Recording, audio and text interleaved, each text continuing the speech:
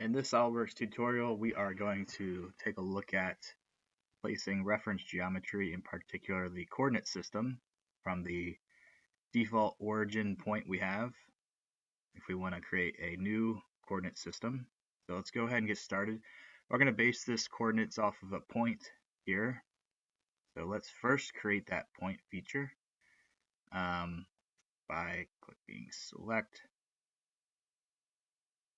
We'll just place a point in the middle of this cutout.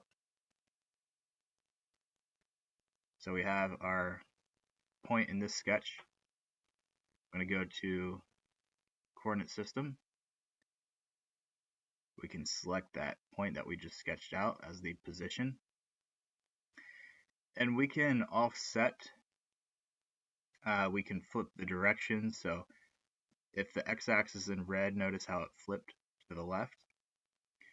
We can offset the point of the coordinates, the origin. So right now in the x direction, we can move it to the right, or we can move it to the left. We can move it up in the y direction if we want. If we want to make it up in this left corner. And we can even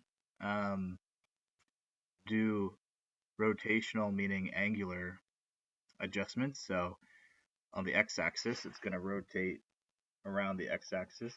Notice the coordinates position moving. Okay, we wanted to offset it 45 degrees if we want. And if we select OK, it'll create a new coordinate system for us that is referencing this central point that we drew out. That's it for today, guys, on placing reference coordinate systems. Subscribe to the channel, like this video, and support me on my channel membership, bronze level, and Patreon. Thank you.